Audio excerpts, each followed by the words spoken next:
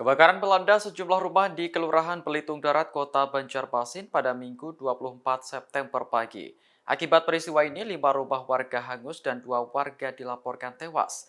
Dugaan sementara penyebab kebakaran berasal dari korsleting listrik. Ketua RT setempat Ardianto mengatakan salah satu korban awalnya sedang tidur di dalam rumah. Saat itu korban menggunakan headset sementara ponselnya masih tersambung dalam mode pengisian daya. Ardianto menduga korsleting listrik dari ponsel memicu kebakaran hingga menghanguskan rumah di sekitarnya.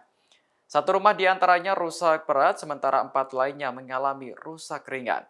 Adapun korban tewas dalam kebakaran ini bernama Rizky dan Tasmiah. Keduanya ditemukan di lokasi yang berbeda namun masih satu rumah. Setelah kejadian, jasad Rizky dan Tasmiah dibawa ke RSUD Ulin Banjarmasin. Sementara polisi dan BPBD Kota Banjarmasin masih mendalami penyebab pasti kebakaran tersebut.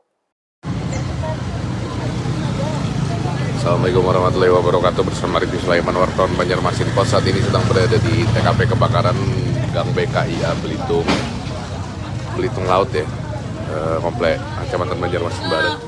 Yang dimana saat ini masyarakat sedang berbondong-bondong ada di lokasi sobat di pos sekalian. Jadi beginilah suasana terkini saat ini. Total ada sekitar 1, 2,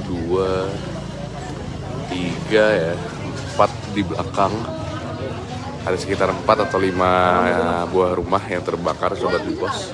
Tapi belum diketahui data pastinya ya, ada berapa. Ini masih sepenglihatan saya ada sekitar 5 rumah dan satu rumah habis terbakar.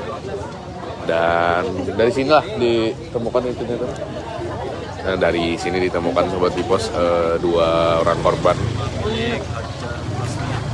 Rumah milik Hajah Tasmiah dengan 2 korban, 2 aja lah korban lah.